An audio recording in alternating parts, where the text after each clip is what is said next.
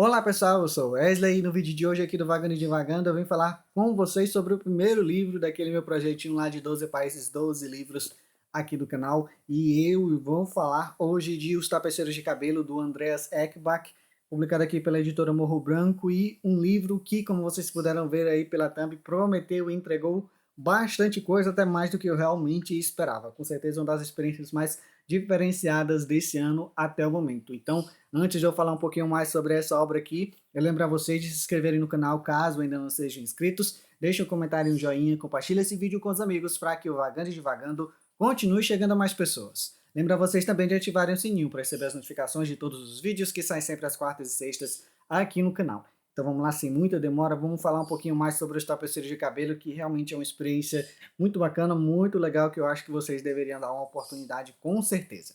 Começando logo assim de cara, o que é essa história dos tapeceiros de cabelo? Já falei para vocês algumas vezes aqui no canal, já comentei sobre algumas expectativas que eu tinha para esse livro, que é um livro que inicialmente ele parece uma coisa e pela sinopse você já vê que vai ser outra coisa, que ele é meio que uma ópera espacial, ficção científica. Afinal, nós temos aqui uma história em que existe um mundo em que uma cultura milenar ela é praticamente adorada e obrigatória, né? Existem algumas famílias basicamente conhecidas como isso, as famílias dos tapeceiros de cabelo, e nesse caso essas famílias sempre tem um homem, e esse homem ele é o responsável por tecer um tapete de cabelo, e esses cabelos geralmente são das filhas e das esposas, que no caso os homens aqui eles têm a esposa principal, mas ele também pode conseguir concubinas e dessa forma ele vai construindo, tecendo os tapetes. Mas existe um fato curioso aqui, né? Como eu já, não sei se eu já falei aqui, falando um pouquinho, mas essa tradição ela é passada de geração em geração. Então, os homens, na verdade, eles passam praticamente a vida inteira tecendo esses cabelos. Eles vão desde muito novo aprendendo a criar as primeiras tramas e os padrões que eles querem dar para esses tapetes, mas também eles vão até a velhice, até para estar praticamente cegos, porque existe meio que uma cultura que, na verdade, esse tapete que ele está construindo vai ser passado para o filho dele, e o filho dele vai vender esse tapete por uma quantia para, digamos, sustentar a família pelo resto da vida dele, e fica esse ciclo, né? E geralmente o filho sempre tem uma dívida com o pai, e essa dívida é paga através da construção desses tapetes. E essa tradição ela vem muito da parte em que esses tapeceiros de cabelo, eles têm uma grande devoção. Na verdade, não só os tapeceiros de cabelo. O mundo, esse mundo inteiro como um todo, ele tem uma grande devoção por um grande imperador. Ele é uma figura praticamente mitológica, um deus praticamente para esse povo, e ninguém pode falar nada contra esse imperador, porque senão pode acontecer desde uma prisão pelo resto da vida até mesmo ser executado pelos anciãos desse planeta. Então também tem toda essa questão deles reverenciarem esse imperador como a única figura divina deles, né? Então tem toda essa parte também religiosa aqui dentro dessa trama. E esses tapetes eles são levados para o palácio do imperador. Então existem várias famílias que fazem vários tapetes de geração em geração, e todos esses tapetes são comprados e levados para o palácio do imperador. Ok, isso é passado de geração em geração, e essa história desse planeta ocorre de milênios e milênios e milênios atrás. Então, será que não acabou o espaço no Palácio do Imperador para tanto tapete de cabelo assim? Então, assim, esse é apenas um dos questionamentos que a gente vai ver aqui ao longo de Os Tapeceiros de Cabelo, com um outro detalhe também. Começam a chegar alguns rumores de que o Império caiu. E junto desses rumores, a ameaça dessa tradição milenar, arcaica, de certa forma, acabar caindo por terra, ruir literalmente. E adicionando mais um elemento ainda a tudo isso, esse é um livro que é uma ópera espacial, então você vai entender como é que é uma ópera espacial. Porque, enfim, existe um grande império intergaláctico, e esse imperador, obviamente, é a figura central desse império. Existe um planeta central e existem vários outros planetas desse império que saiu conquistando tudo ao redor de milhões e milhões e milhões de anos-luz, assim, do centro desse Império Galáctico. Então você vai... tem tudo isso também, mas eu já adianto para vocês que não é exatamente uma ópera espacial assim tão hardcore. Então a gente vai ver uma coisinha ou outra em relação a isso, mas eu não diria que é o principal foco dessa história. Então vamos lá, como é que essa história vai se desenrolar? Já adianto uma coisa para vocês, eu esperava que esse livro ele fosse ser centrado em um personagem que as revelações e todas as histórias em relação a esses questionamentos dos tapetes de cabelos, o fato do imperador ter sido assassinado, ter caído, esse império ter acabado, viesse chegando aos poucos pra gente com um personagem central ali e ele fosse vendo as coisas acontecer ao redor dele. E não é exatamente assim que acontece. Logo nos primeiros capítulos você consegue perceber que esse é um livro que ele vai levar o título dele muito a sério no sentido da parte de tecer uma história. Então o Andreas Eckbach faz aqui em Os Tapeceiros de Cabelo uma escolha narrativa que particularmente eu gostei bastante, que ele praticamente pega várias histórias ali dentro desse mesmo universo, pode ser dentro do planeta dos Tapeceiros de Cabelo, pode ser fora mesmo ali das pessoas que estão ligadas a esse império, e de alguma forma essas histórias vão ser interligadas. Não necessariamente vai ter um personagem ou outro que, digamos, vai conectar o que está acontecendo dentro desse planeta dos Tapeceiros de Cabelo, o que está acontecendo lá no Palácio do Imperador.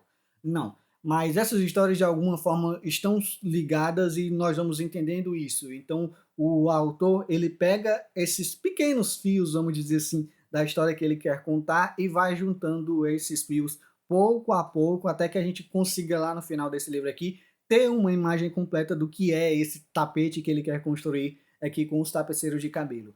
E, como eu já falei, essa foi uma escolha narrativa que eu gostei bastante, porque tinha uma expectativa e logo de cara essa expectativa foi quebrada pelo próprio autor.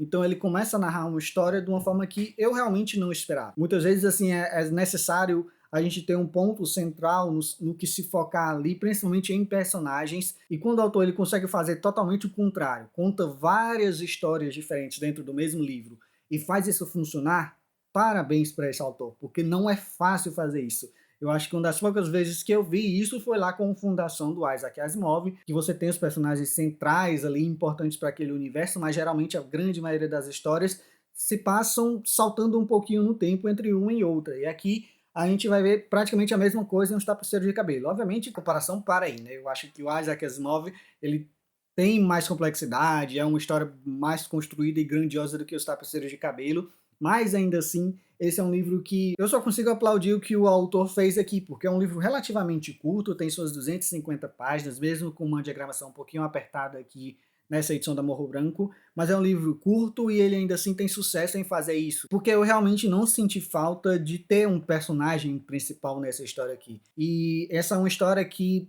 ele também pega muito nessa parte de fanatismo religioso, nessa questão de que o imperador ele realmente construiu a própria imagem de um deus. Você vai entendendo aos poucos nessa história como essa imagem dele está tão impregnada, vamos dizer assim, na mente das pessoas ao longo de todo esse império. Então você vê pessoas ali, logo após a queda desse imperador, que ainda assim continuam muito leais a esse imperador. Então já faz algum tempo que essa queda do imperador aconteceu, mas a história não chegou ali no planeta dos Tapeceiros de Cabelo. Então você fica vendo essas pessoas venerando cegamente essa figura, que para eles, obviamente, é um deus, é uma religião praticamente, então você não pode falar nada contrário a isso. Então tem essas discussões religiosas muito fortes aqui em Os Tapeceiros de Cabelo e como esses personagens, como essas pessoas, como esse planeta inteiro, como esse universo inteiro, mas eles realmente colocam o Imperador como uma figura tão imponente, tão grandiosa. E você tem a oportunidade de ver alguns momentos aqui desse Imperador e você vai entender por que ele é dessa forma.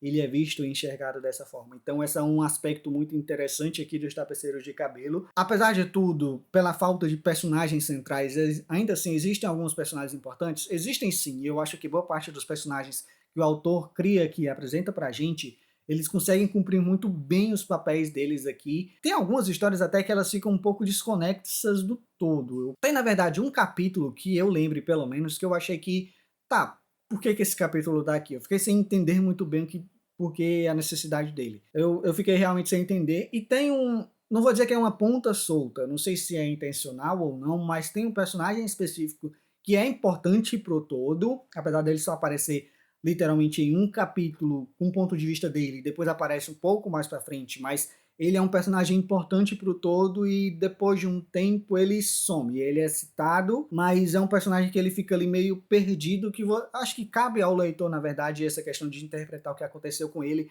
mas eu gostaria assim de que tivesse ficado um pouquinho mais claro qual foi o destino desse personagem aqui no livro, e não ficou. Infelizmente, mas eu não acho que, assim, pro todo, pra construção da narrativa, não é realmente importante. E como eu falei, praticamente todos os personagens que o autor aqui, o Andreas Eckbach, ele apresenta pra gente ao longo da narrativa, são personagens interessantes. Desde o primeiro personagem ali no primeiro livro, e isso é algo muito interessante também, na verdade. No primeiro capítulo você é apresentado a um personagem, a uma família ali de tapeceiros de cabelos, que no final dele você fica bastante chocado com o que acontece, e ali eu ainda não sabia como é que ia ser a construção narrativa, então já estava, como assim ele fez isso?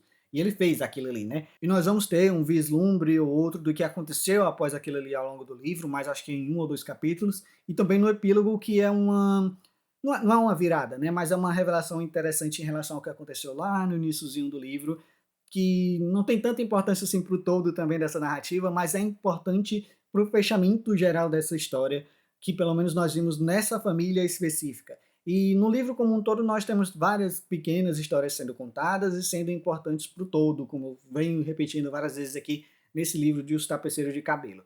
E na parte de ficção científica, na parte de ópera espacial, como eu falei, é um livro que ele não é tão hardcore nesse sentido. Nós temos algumas coisas da exploração espacial, nós temos também os momentos em que nós vamos para dentro do Palácio do Imperador e lá tentar descobrir algumas respostas para algumas questões que são apresentadas aqui no livro. 250 páginas, assim, pouquinho, e é um livro com muitas camadas e fios de história sendo contados aqui.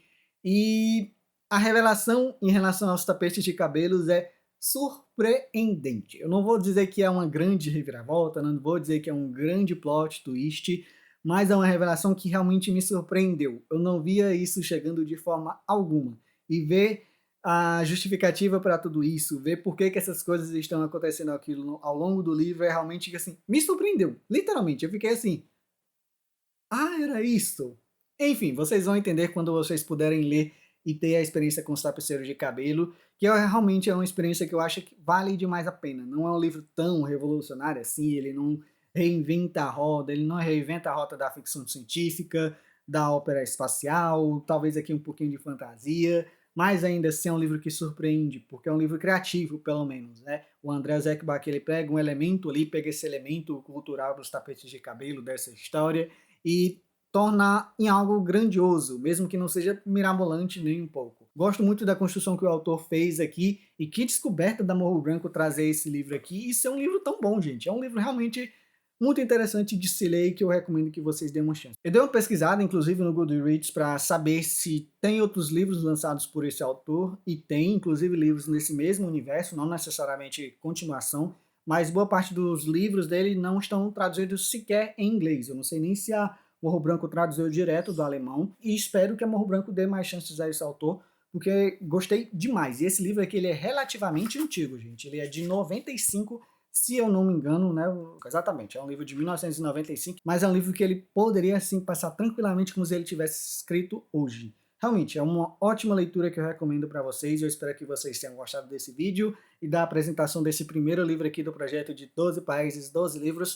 O primeiro livro foi da Alemanha e eu acho que muito em breve devem vir mais livros desse projeto aqui para vocês. Espero que vocês tenham gostado desse vídeo. Lembro a vocês de se inscreverem no canal, caso ainda não sejam inscritos. Deixem um comentário e um joinha, compartilhe esse vídeo com os amigos para que o Vagando e Divagando continue chegando a mais pessoas. Lembro a vocês também de ativarem o sininho para receber as notificações de todos os vídeos que saem sempre às quartas e sextas aqui no canal. Muito obrigado a todo mundo que assistiu o vídeo até aqui e até o próximo. Tchau, tchau!